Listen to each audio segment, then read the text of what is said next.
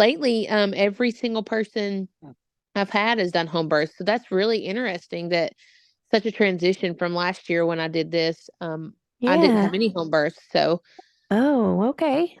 Well, well, that's really, cool. I thought so too. I want to like open the floor up and just let you share what you feel led to share.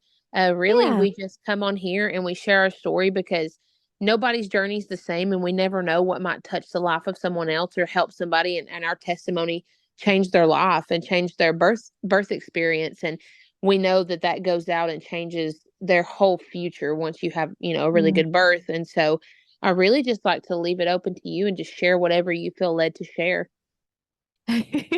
Okay. Well, that's harder for me because I'm like a type A. So I'm like, oh, if you could just tell me how to narrow it down. But, Sure. also, I've just asked the Lord to put the words in my mouth too. I thought that maybe I would just kind of I've had 5 kids and all my birth stories are different. So I just thought I'd kind of go through my journey and hit the highlights and just see how it unfolds. Yeah.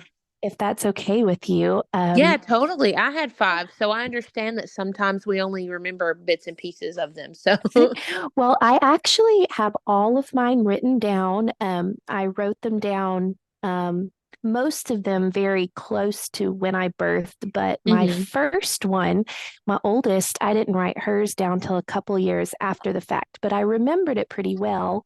Mhm. Um, so I have them all written down now, and I love going back to read them. But all my stories are different, but they're all empowering, I would say, is what, you know, draws them all together. Um, I like always knew I wanted to be a mom.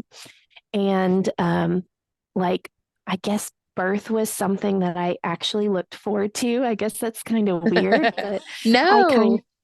I kind of looked forward to it. And so my husband and I, we were married young. We were married at 19, but we finished college and we were married 6 years before he had kids. So um, by the time we conceived, I knew I was like, I know what kind of birth that I want to have. I just knew that I wanted to do like an unmedicated birth, and I didn't know about the world of home birth, so I planned a Mhm. hospital birth. But I just I knew that I wanted to like just surround the whole pregnancy in prayer. I knew the power of prayer, and I knew that I could ask for the birth that I wanted. The power of speaking, um, just speaking those things out that you want. So like pretty Mhm. much every day, every morning, like on the way to work, because I was working outside the home at the time, I would just pray, Lord, I want to have a birth that is manageable pain wise. I want to have communication with my husband. I want it to be fast. I want the baby to be healthy. Just I spoke all of these things over my birth, like almost methodically, and I spoke and prayed scripture. And the only thing that I didn't remember praying was, Lord, let me go to full term, which was funny because my daughter ended up being, it was funny.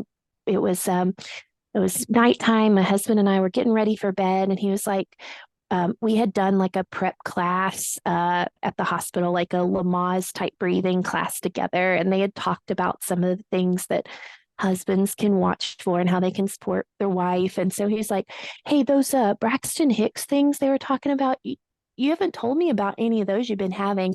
I was 35 weeks and 4 days, I think, and we are going to bed, and he asked me that question, and I was like, oh, well, I haven't been having any of those at all. And so we went to bed that night, and like 3 hours later, I woke up to go to the bathroom, and there was a pop in my I.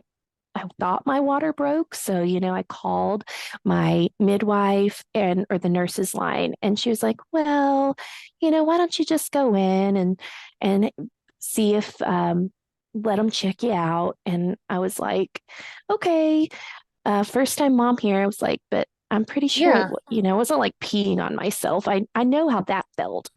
So it's like, I'm pretty sure I'm in labor. And sure enough, like contractions started in the car on the way, and we didn't live very far from the hospital. And we were praying with one another as we went. And the I wouldn't say the funny thing, but it was like I just had a peace in my spirit. It's almost like some people would have been like freaked out. It was like a month before my due date. And that thought never, like people after the fact were like, oh, you must have been so scared. It was a month early. What if she wasn't healthy? And that thought never crossed my mind, because every day of my pregnancy, I had prayed over every aspect that I had thought of. I just hadn't prayed, about delivering like at, Hmm. at full term. But because of that, I just had this peace, I had peace. So Yeah. sure enough, long story short, I mean, we got to the hospital. I I was already like 4 centimeters dilated. It had been my water that broke. Everything went just very like dot dot dot, like 4 hours and 30 minutes later, my daughter was born. It was a very precipitous, I had this birth plan, like, which the hospital, the nurses, they were all great. There really wasn't any time for them to intervene. And I think that is exactly how the Lord knew I needed it, because I knew what I wanted, but I didn't have fight in me at that point, if that makes sense. Like if they had tried to push things on me, I probably wouldn't have had the wherewithal to say, oh, well, maybe not. It was just like there was no time for that. It was just bam, bam, bam, everything. It Yeah. was like, when my daughter started, like when I felt that urge to push and they were like, no, you can't do that. Your doctor's not here. It's like, yeah, that's not happening. So anyway, she was early, but she was 100% healthy. And just it was amazing, and I was like hooked on birth. Now I wouldn't say that it was 100%. Like I did have like some medical, like it wasn't tearing, but it was like internal, there were stitches involved, and I was Hmm. sore, and I didn't quite breathe correctly because it was so fast. So I was like, I had some bruising on my face, but my daughter was healthy, and I was hooked. I was like, wow, that was exhilarating. I can't believe my body just did that, but that was amazing. And when do I get to do that again? And Right. um and just while my daughter, it was 3 years until my next was born. But during those 3 years, I read everything I could. I watched videos. I studied up. I was like, the hospital birth experience was what was right for me with the first baby. But I know that there are differences. I know that something else I feel like is going to fit better next time. And so I researched home birth, and that was like a whole road we walked down. My husband was a little uneasy about it at first, more uneasy than I was, but we found a local midwife who had like a birth in her home option instead of ours. So that was like a good like foot in the door, I would say. Um, and so my oldest was 3 at the time that my second was born. And I between first birth and second birth, like I said, I did a lot of reading, but I think the main part of my journey was, and my goal, I read a really awesome book. Well, actually, it was originally a recording. It wasn't originally a book. It was a book later by Jackie Mize, who's now deceased, but it's called Supernatural Childbirth. And that book really changed the way that, see, it was funny. The people I had told about my first birth, they were like, "Oh, it's like that lady, that book, Supernatural Childbirth," and I was like, "I've never heard of that before." So it Uh-huh. was, but what was funny about it was when I read the book and I listened to it, and if you ever do it, you would see she goes through like scripture and talks about all these things that you can pray over your pregnancy and your birth, truths from scripture about pregnancy and childbirth. So I really set out to have like, my goal was to have for me, as minimal pain, really pain free. What I was believing for was a pain free labor. And I think it Mhm. was all about my mindset. Um, and I also expected, since my first labor and birth was so fast, that my second would be pretty fast too. Now, it wasn't like long and drawn out, but like, once I went into labor, again, my water broke. And I was like, okay, so it'll progress pretty fast. Well, it actually didn't progress as fast as I had hoped. And so, but it, I, I think the theme of that second birth was like, um, just enjoy the process. The first time it was like bam, bam, bam. It was fast. Like I was like, everything was happening to me. I was experiencing birth for the first time.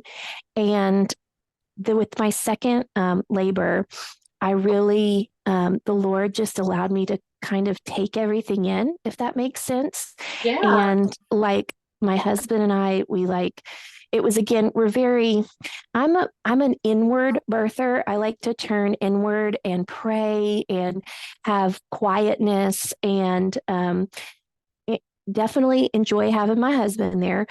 My parents were with our older one at the time, but she was at the facility with us, the birthing home, I'll call it. And but so I'm kind of a private birther, I guess you would say. I like to turn inward. So I don't need like all the you go for it, Virginia, like I don't necessarily have to have all those cheerleaders. I like to know my husband is right there. But so it was he and I, and we were just really taking everything in together. We got to go on a walk around the neighborhood that was close to the birth house as my contractions were getting closer together. And my second birth was the first time that I experienced a water birth. Now, it was the only water birth that I had, but it was really cool. And I'm so glad that I got to experience that.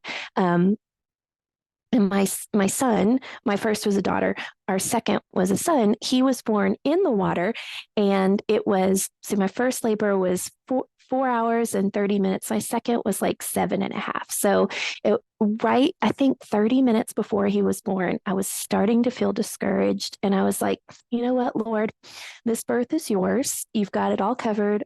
Again, I had prayed over the whole pregnancy, and up until like that point too, I had literally not experienced what I would call pain. Discomfort, yes. Contractions, yes, but it was all manageable and I was handling it well. And I told the Lord, it was like right before lunchtime. I was like, I want this baby, Lord, is going to be not an afternoon baby. This is going to be a morning baby. I love And that. I kid you not, um, he was born at like 11:38. So it was like maybe like within an hour of me praying that prayer, things started to pick up. I got in the water. Another, like probably one of the coolest things about my oldest son's birth was that I'm a trained musician. I have a degree in music education for voice. Voice is my instrument. And so I've trained like classical operatic style. My body knew that the best way to breathe was to sing. And so instinctively, as I was pushing out my son, I just started singing in operatic intervals. I'm a soprano. And I just started like just singing on an ah syllable. It was spontaneous, and that pushed my son out. And I kid you not. So my first was my oldest. She was 5 pounds and 13 ounces. So she was small. People were like, "Oh, you had a natural birth, and your baby was small." Okay, I get it. But what if you had a big baby? My son was 9 pounds and his head was like 14 inches. I Wow. I had no tearing whatsoever. I Nothing like the first time. There was no like injury because my body actually like I was so instinctively just letting it do its thing. it was amazing. And he came out and out of the water, and that was a cool experience for me. I haven't chosen to do a water birth again, but I'm really glad that I did that with him because it was what fit at the time. Um, so that was a really cool experience, and um, probably all but the last 30 minutes of that birth for me was, I would actually call it pain free. And that ring of fire, though, that gets you. Thankfully, that's the I have shortest to agree part. with that. That's the shortest part, thankfully. I can make it through. But that was my second experience. So with my third, I don't know if I had heard it said. No, I don't know if I'd heard it said until afterward. I'm always careful what I speak because I don't want anybody to ever hear something I say and take that as, like it's going to be what happens for them. But I'd Yeah. heard that third babies can sometimes throw you a curveball. And so I was like, okay, I knew what to expect with the first one. Now, that was a hospital birth. Now I've had a home birth. We're going to plan a home birth again because, and this time we'll just plan it for our house. We don't have to go to like the birthing suite or anything. Well, I was having a great pregnancy. Again, I was covering everything in prayers, and everything was going well.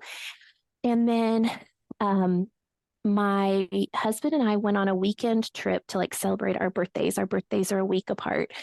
And while I was on the trip, I got I thought it was a stomach bug. It was like we were in the car and I didn't feel well. And we came home and it was like, stomach bugs are not fun, but definitely not while you're pregnant.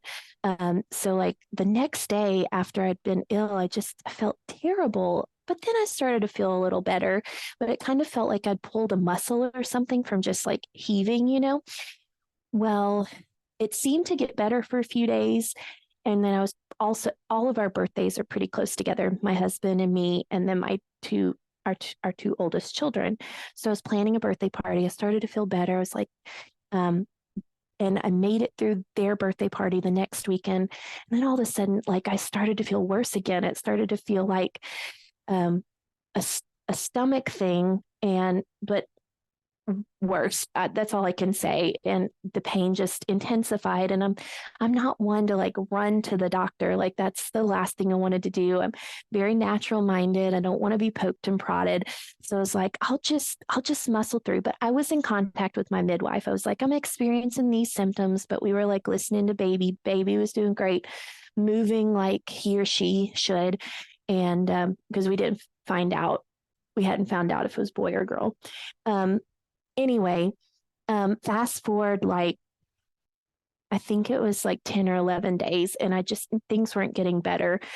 And a long story short, I ended up I called ahead. I was like, okay, I don't want to be poked and prodded, but I'm going to call ahead to like the emergency room and just see what they would do because I wasn't keeping any food down at this point.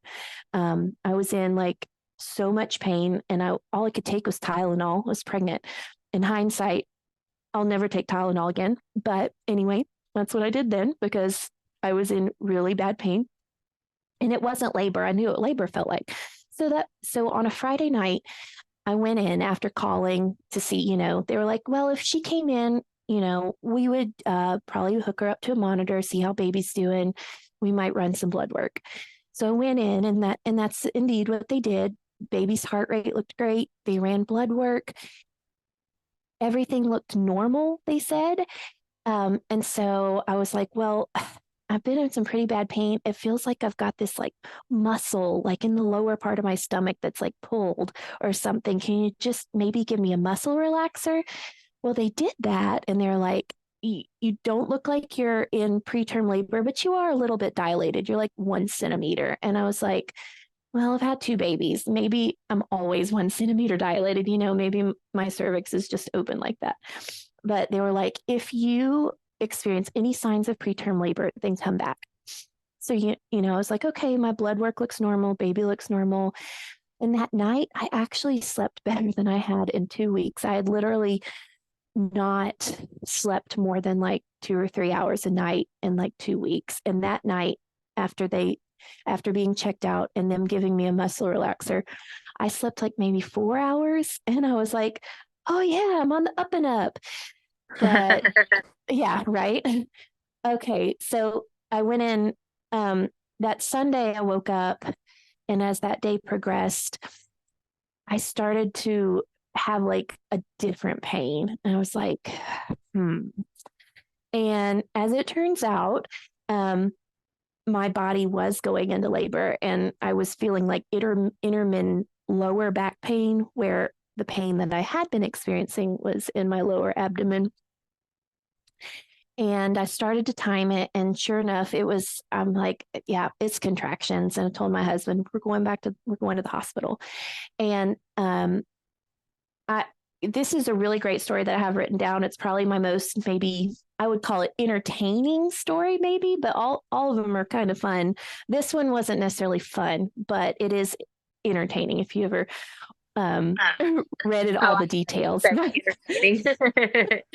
um, but so we live about, so I was planning a home birth, but this was 30 and a half weeks. So this was earlier than any of my births. My first was almost 36 weeks. My second was 39. He was born at 39 weeks. So this was like obviously way too early for home birth. We like zoomed down the freeway. My kids are in the car with us in the back seat. My parents are going to meet us at the hospital. Excuse me. And my husband dropped me off at the emergency room because he's like, I've got to go park. I've got the kids. I can't go in with you. It wasn't an ideal situation. I walked in and I was like, preterm labor, 30 weeks and 4 days. And they were like, oh, well, you'll have to go up to OB triage. No, they didn't offer me like a wheelchair. They didn't offer to help. They were Wow. just like, walk yourself up there. Thankfully, I knew where I was going because I had supported some births at that particular hospital. And anyway, so I walked myself up there, got to the OB triage, and again, preterm labor, 30 weeks and 4 days. They slid a form across the counter and said, here, fill this out, and then we'll need you to give this urine sample. And I'm like, okay, I'm not like a yell and scream and big show sort of person. So I just, filled out the form as quickly as I could and went back to this little triage bathroom. And I was like, you know what? I know I'm about to push a baby out. I was in the ending stages of labor. It was less than 5 minutes since I had walked through the doors of the hospital. And I guess I finally knew I was in a safe enough place, I guess. It was a bathroom, but it was the triage bathroom. I at least knew there were Wow. people nearby if I needed help. And I'm like, you know what? I'm not about to give a urine sample. I'm about to push a baby out. So I just literally, I had shorts on, I had Crocs with no socks because, I was like, I love that. Crocs with no socks. That was somebody's favorite part of my story that I shared one time. They just thought that was hilarious. Crocs and no socks. But I braced myself on I was standing up in front of the sink. It was just like a little one-person bathroom, and I pulled down my shorts. I was like, I'm going to feel if there's a head there. And in one motion, my body just pushed. It was a boy pushed my son out into my arms. And at 30 weeks and 4 days, and again, anybody else may have been terrified in this situation, but the Lord had given me such a peace, mainly because at this point I had been on and off sick and in like the worst pain of my life, worse than labor pain or anything else, for 2 weeks. But as soon as I had him in my arms, I looked at him and I could already tell he was pinking up. And of course, some nurses had heard my low birthing sounds, I guess, as they ran to the door and opened it, and they were like, honey, are you and then they like just paused, and yelled some explicative. I don't even remember what it was, and called a code. And then all of a sudden, everybody was in there, and they like threw a sheet around me, and I was walking down the hall with like this big old entourage. Baby still attached, obviously, but a sheet around me and him, and with this trail of fluid behind me, just and my husband's still not anywhere to be seen because he's trying to hide off our older kids. Thankfully, like the first L&D room was like available just I don't know, a few steps down the hall. But again, I think that the major theme in this particular story was God knew the desires of my heart. And even though my baby was early, he knew that I still wanted as little intervention as possible. So like we got to the L&D room, and they had already got a NICU team in there. And they were like, okay, we need to take the baby now. And they were like, the baby's still attached. We haven't cut the cord yet.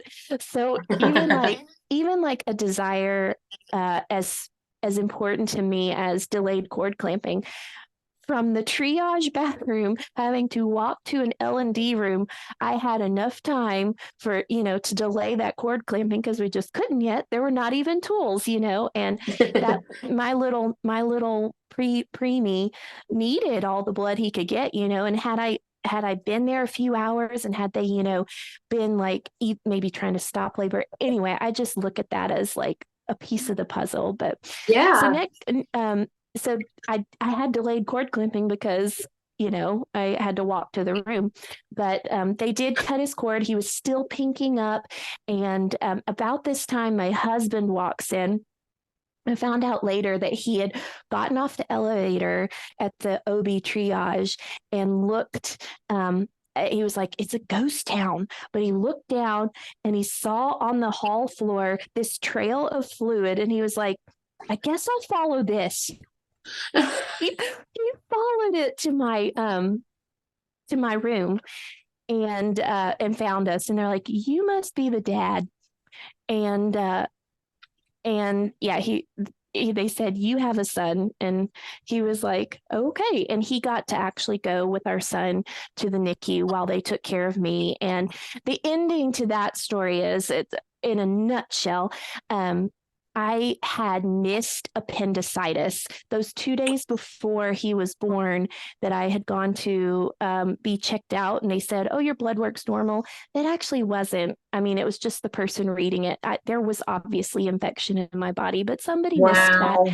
And my appendix had been slowly leaking for a couple of weeks. And my little preemie boy, in all his wisdom, knew that if he stayed in my body any longer, he was going to be really sick. So that's why my body went into labor. That's why he came out. He was 4 pounds, 7 ounces, 17 and a half inches. And he spent a month in the NICU. But he never had a setback. He grew. We had to tube feed at first, but they used my breast milk. And then eventually we got to practice breastfeeding, which was really, really important to me. And he left the NICU fully breastfeeding, never having been ill, and gained weight like he should. And so that was my third little guy, and my NICU story. That was probably maybe the most exciting of all of them. And I learned through all that things can be unexpected, but God still knows your heart. And he knew my heart. And even though I had to go to the hospital again, which it wasn't my desire, I was well taken care of. And God still saw pretty much anything. The best case scenario for having to have an early baby in a hospital setting, I still had an intervention-free birth because it was fast and there wasn't time again for intervention. And they took really great care of him as after the fact, and they took care of me too. I didn't have to have my appendix out. I was able to have medication and heal up, and that was a long road, but it was definitely a testimony that led to something later, a ministry I get to be involved in now that ministers to moms and families who experienced early birth like that. But Wow, that's awesome. yeah, my last two births, I did get to have home births again.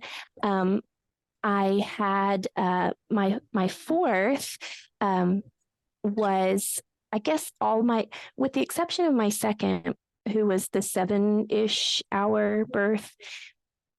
All of my births were pretty precipitous, I guess. So with my fourth, we the midwife didn't make it. I had told her there were two people, me and another young lady who had gone into labor the same day, and she was a first time mom. So my midwife team was like, if you're doing okay, we're gonna see this other mom out. And I think she ended up having to transfer, and they were like, we'll get her settled and then we'll head your way. And I was like, oh, no problem, we'll I'll be fine, well, and I was fine, but things picked up a little faster than I anticipated. And my sweet little second daughter, which was cool, a daughter after two sons, was kind of exciting. Well, my oldest was a daughter, but then two boys. And then, so we were kind of like praying and hoping that the next, again, we didn't find out before. And she was a girl. And it was really neat because my husband, we studied up on, what if, just because, I guess maybe because of my history of precipitous, we knew what to do. Were we the ones, were the midwives not there? Yeah. Well, so my husband ended up catching our fourth. And I don't remember exactly how long her labor was. I just know that I talked to the midwife and they were like, yeah, we're on our way. She was born before the midwives got there. And she was healthy, and she was full term. That was, I would say, the biggest part of that birth was after my NICU experience and after getting ill early and having a preemie baby. I think my biggest prayer was, Lord, I know that was like an isolated experience. I know that that's very unlikely to happen again, but still in the back of my mind, it was a thing. It was like, okay, we got to make it past that 30 weeks mark. What if it was just like the enemy in my brain. And also like, just not listening to that voice and continuing to speak positive things and speak scripture. And sure enough, we got past that point where I'd previously been ill in the pregnancy before. And then we got past the required 36-week mark for having a home birth.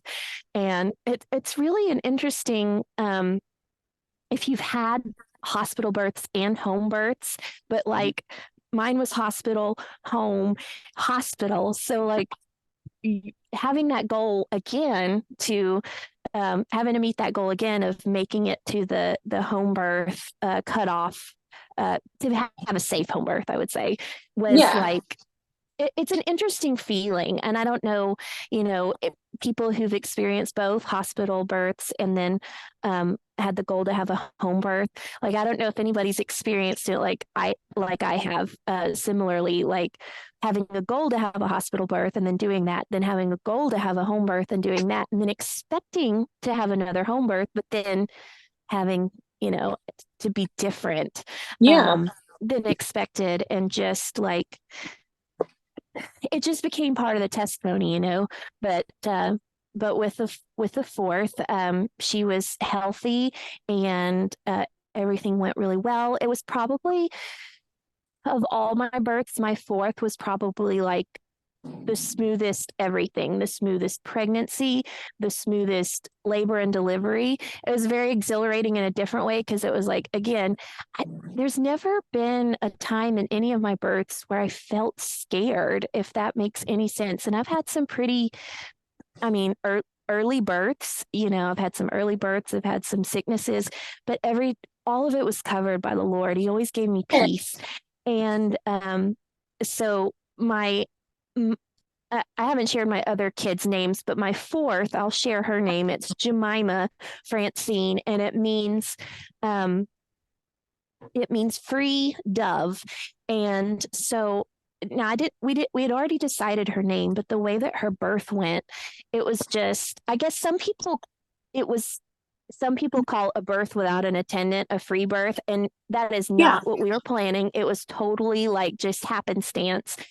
But it's interesting that we had already decided if we had a girl that her name would be Jemima Francine. And Francine means free, and she is very free, and just the whole experience, I feel like that birth was very freeing because of the previous, like my wild card third baby and the whole NICU, a very premature experience. It was very freeing to have another home birth and to have and for it to be my husband and me that delivered her, because the midwives didn't make it. And it was just very fitting and very freeing.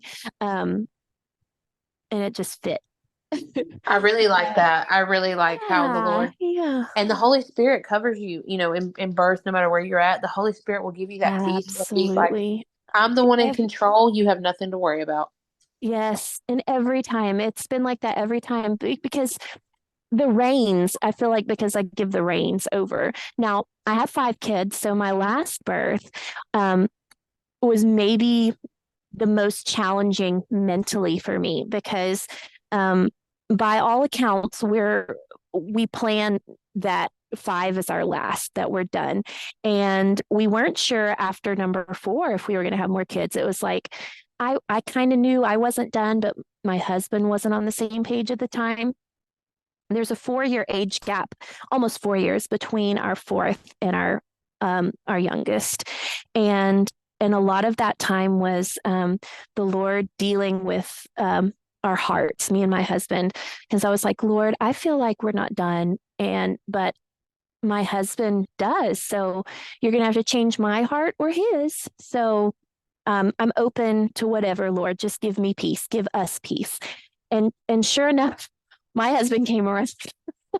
He came around and he was like, you know what? I see, that desire in your heart. And the Lord had actually given him a dream. And our youngest we had very specifically planned our other kiddos, like the timing of conception and everything. Yeah. But our fifth one was, even though we actually knew, we were decided that we would eventually have a fifth, but we weren't like, okay, let's plan it for this time, So I guess he was really a surprise. The timing was a surprise, I should say. Um, and then I had always prayed, Lord, let me, when it's the last baby, I want to experience everything like it's the last. That's one of the reasons I knew number 4 wasn't the last, because I didn't approach the whole pregnancy and birth like this is the last time I'm going to do this sort of thing. And I realized you can plan for something to be one way and then it's not. You could plan for a baby to be your last, and then the Lord surprised you again. I realized that.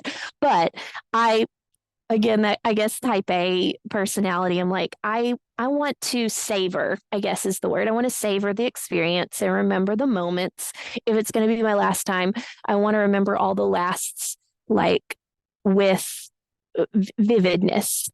And so even though the timing wasn't planned, when our fifth, when we found out we were pregnant with our fifth, it was like, okay, Lord, here we go. And so that whole pregnancy was kind of more of I was in my head more than I had been with the previous ones. Like, okay, this is the last time I'm going to feel the kicks for the first time. This is the last time I'm going to do this. This is the last time I'm going to buy a home birth kit. This is the last time I'm going to do this visit or that visit. And for me, I was like, it was a weird place to be in, because it was a happy time, because I love pregnancy and I love birth.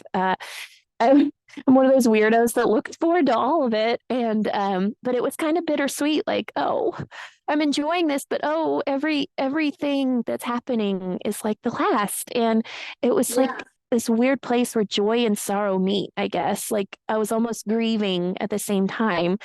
But it and my husband ended up being really busy around the time that the due date for our last, and he was helping a family member, an elderly family member, move like some belongings. So it's like one of those inevitable things. He's like, yeah, I know I should probably be home because you're like close to your due date, but I need to help this family member too. And just logistically, it ended up being well, it ended up being what it was, but I was home alone with three of our kids. Our oldest actually wasn't in the house at the time.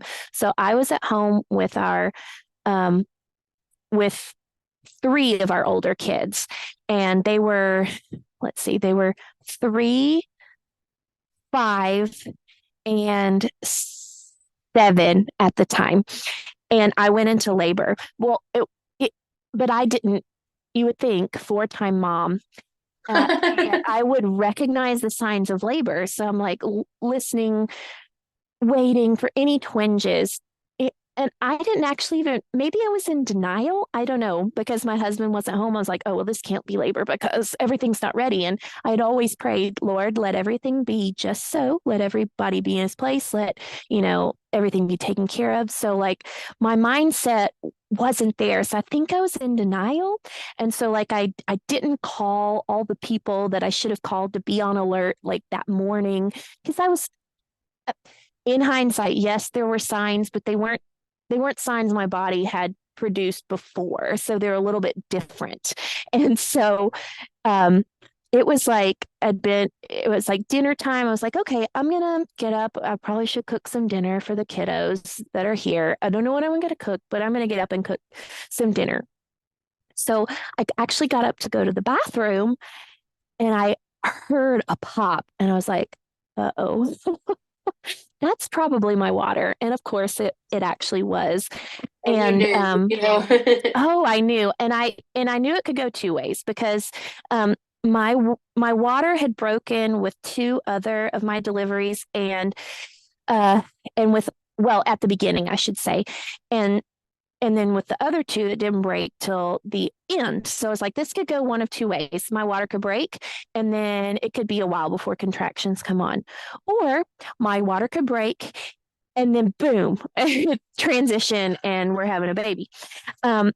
Well, it was the boom kind. It was the, my water broke, and now they're right on. Contractions were one right on top of each other. Whereas the whole day, I thought I was just having stronger practice, Braxton Hicks contractions. And it was really just my body gearing up. And so my water broke, and contractions were right on top of each other. And my mindset, I'm a very calm birther, but it requires an extraordinary amount of focus to get through a natural birth. And I was like, I'm at home alone with my kids, and they're young. 2 of these kids haven't ever experienced mommy having a birth at home before. And so it was like, in my mind, I was like, I need to be mommy to protect them. So I wasn't able to my attention was divided, if that makes sense. I was like, my kids aren't taken care of, but I have to take care of me. So right. in that aspect, it made it a lot more difficult, I would say. Even though it was fast, I wasn't able to focus fully like I had in the previous births.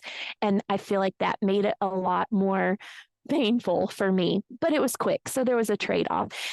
It was pretty neat though. I'll have to say, because like this was just me. Now, granted, it was just me when I was in the hospital bathroom. So I actually had delivered my own baby before by myself. And then there was, the hospital team that came in for the third baby. But this one was just me. It because now my kiddos were helpful when I said, go get mommy the towels, go get mommy this stuff from the birth kit. Like I was able to articulate that, which was really That cool is adorable. that a 3-year-old and a 5-year-old were like, okay, mommy, we'll go do that. Like that is the benefit of being with my kids 24/7. I'm a homeschool mom, so I'm always with my kids and I have a great relationship with them and we have this great trust.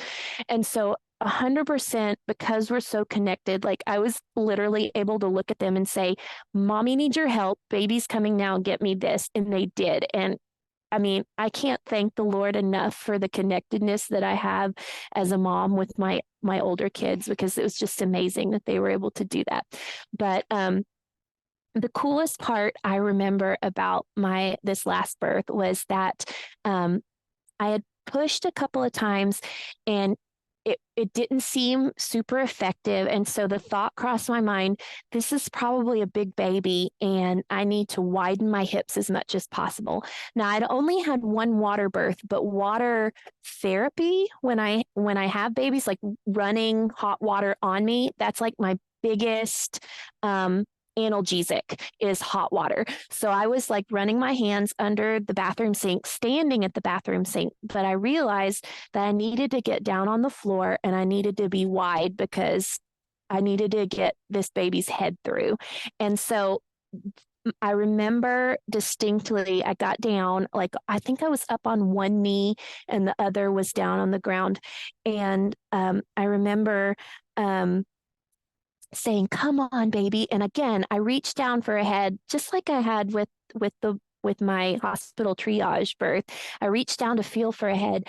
I felt the face, the wrinkly, like in my mind's eye, I was, imagining as my hands were like my eyes.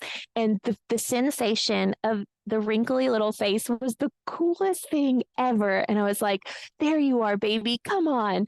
And one more push. And sure enough, after I got down and widened my hips, he came out and it was a boy. And I was like I said, I was by myself. I think 5 minutes later, my husband got there and I was like, here's our son, glove up and help me deliver the placenta. And so again, another unintended, unattended, but our midwives were en route again. They were en route. Wow. So I delivered our last, and my husband helped me with the placenta. Then our birth photographer got there in time to see the placenta. I had never had a birth photographer before, and unfortunately, she didn't make it to actually get the actual birth, but I had vivid enough memories to write it down in illustrative form so I can remember that. But I have some really cool pictures of the aftermath. And it was, I think, 15 minutes after he was born that the midwives got there, and he was healthy and he was big. His head was not as big as my second baby who had the biggest head, but he was he weighed the most. He was 9, 10, I believe. He was 9 pounds 10, I believe.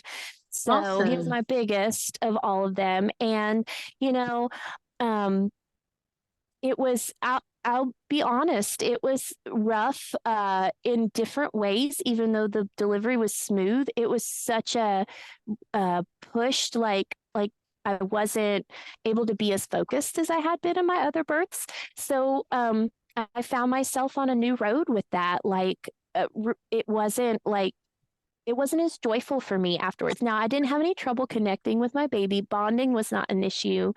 It was more like, wow, that birth experience was not at all how I envisioned my last birth experience being. And I kind of had to process that. It took me, like, I didn't even write the birth story down for, I think it was a month. And I gave myself a month. I was like, I'm just going to think about this for like, I'm not even going to, I'm just going to give myself permission to play it over and over again as I feel safe to do so in my head.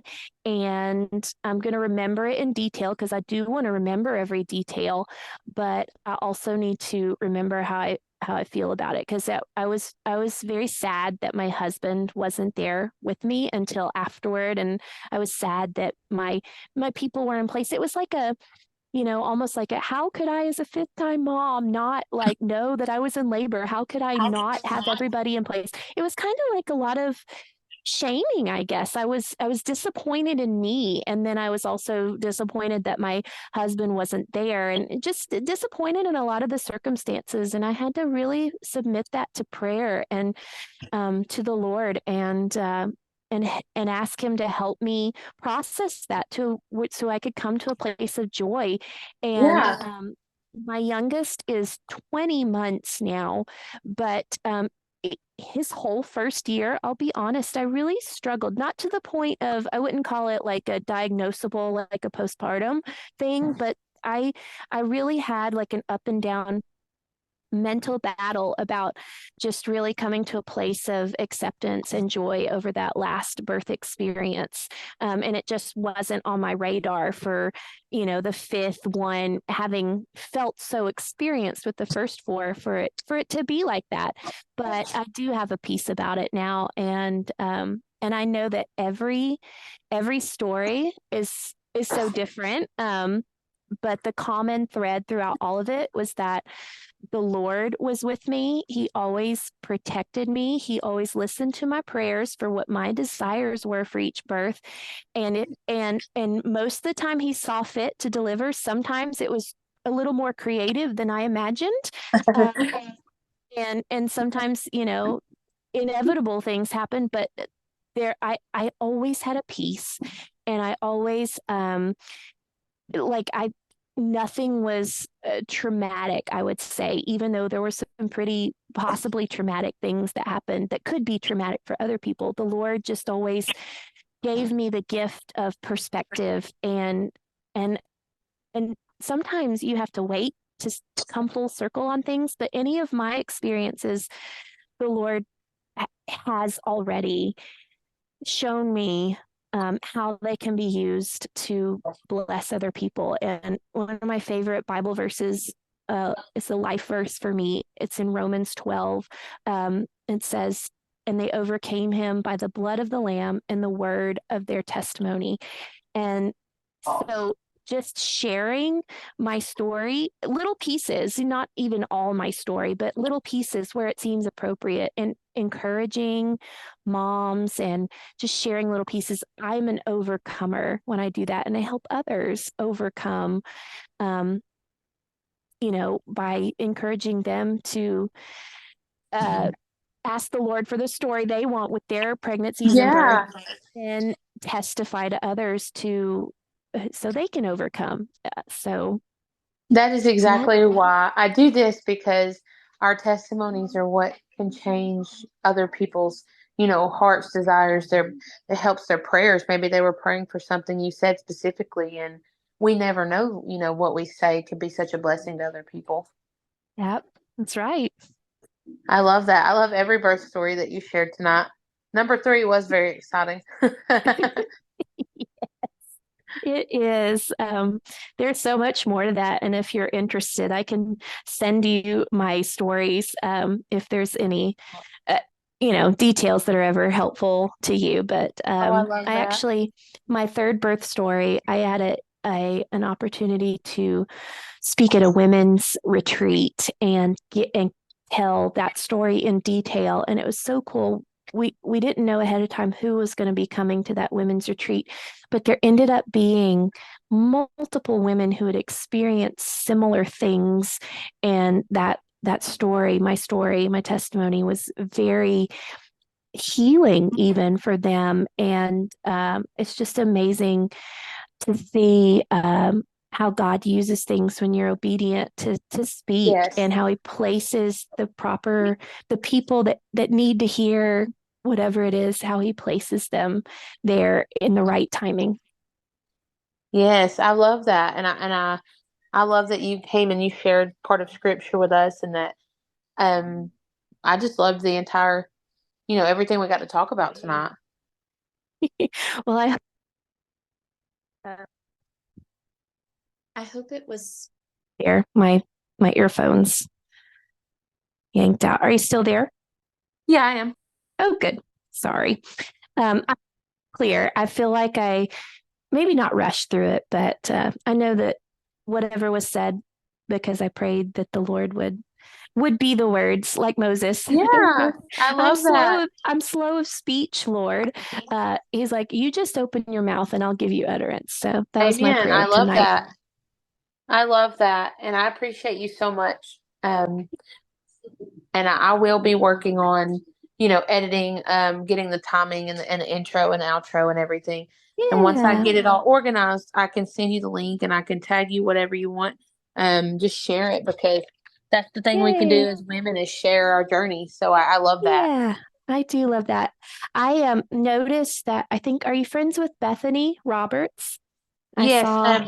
she was going to be the she was the backup doula for a client I had, and then I ended up coming back in town. Oh, So I never got to meet her personally, but I'm oh, going to okay. be in March at a doula meetup. So Yeah, I saw that. See, I don't practice right now, but when my second, when I was pregnant with our second, I somebody recommended, they were like, you would be a really great doula. And when I looked into that, I was like, yeah, that's for me. So, but because I am a full-time stay-at-home mom of five, it's really hard to be like on call, and it's just not something that I feel confident in doing right now. But I'm keeping up my certification for when my kids are maybe a little bit older.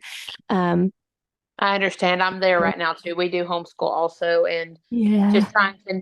I'm taking a little bit of clients, but not a ton because I want to make sure my husband, if they go into labor, then my husband might be home or somebody, So Yeah, trying to yeah, yeah. navigate still, the podcast was a way for me to still be able to serve and also still be independent. Yeah. I So love that. I'm a lactation educator as well, and that's like the way I feel like I serve. Now I like because moms need encouragement, and yeah, it's not a paid service right now. It's my, I guess, my ministry, but I love being able to, a new mom to call me up and be able to give her encouragement and resources and stuff. So that's for kind of the way sure. that I serve right now, since I can't do a lot of births. I love So that. I'm doing the same thing, so I understand.